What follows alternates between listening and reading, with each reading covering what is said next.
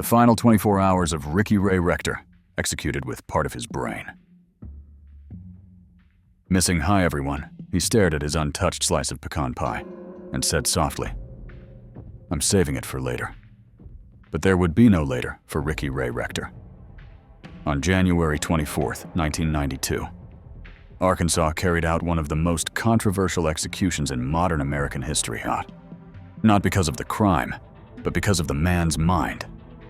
Ricky Ray Rector had been convicted of a brutal double shooting in 1981, but after a failed suicide attempt left him lobotomized. He no longer understood life, death, or even what execution meant. Some say he became a symbol of political ambition, with then Governor Bill Clinton determined to show he was tough on crime, even if it meant signing off on the execution of a man who didn't grasp what was happening today. We revisit the haunting final 24 hours of Ricky Ray Rector, a case that continues to challenge how far justice should go when mercy seems more human. It was still dark when a metal tray slid quietly into Ricky Ray Rector's death row cell at the Cummins unit in Arkansas. It was 3 o'clock in the morning on January 24th, 1992. The day Rector was scheduled to die. The tray held eggs, a hot dog, biscuits, and gravy. He only ate the hot dog.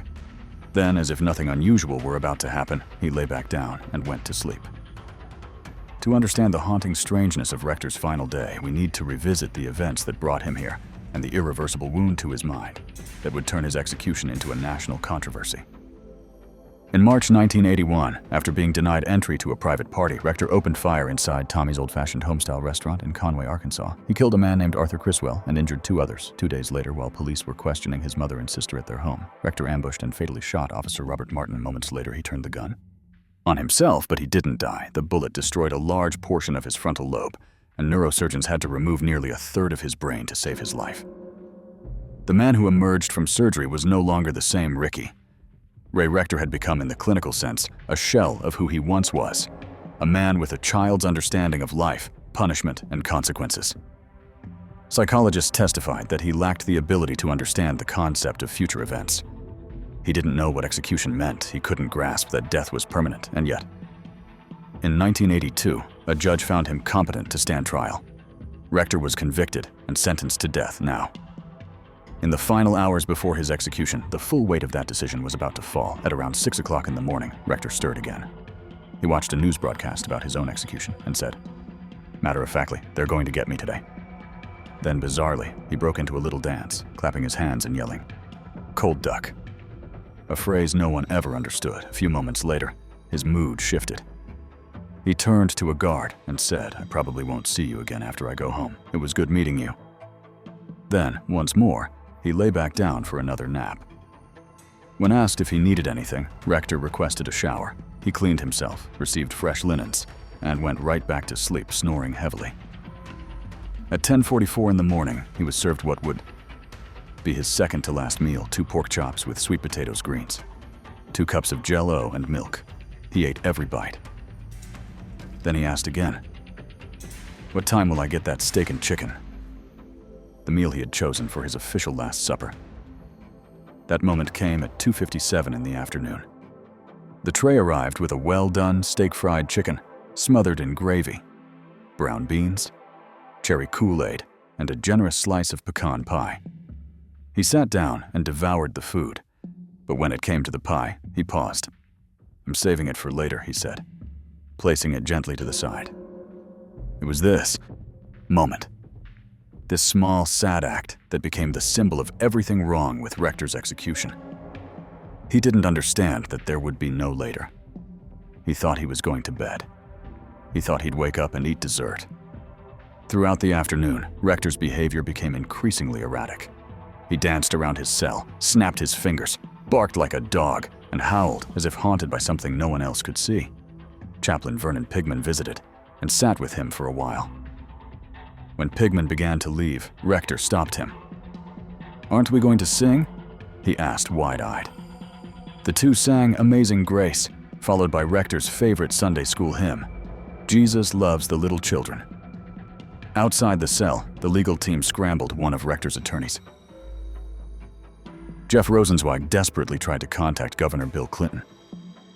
To request a stay, Clinton, who was then on the campaign trail for the presidency, had returned to Arkansas to personally oversee the execution, a move designed to bolster his image as a tough-on crime Democrat.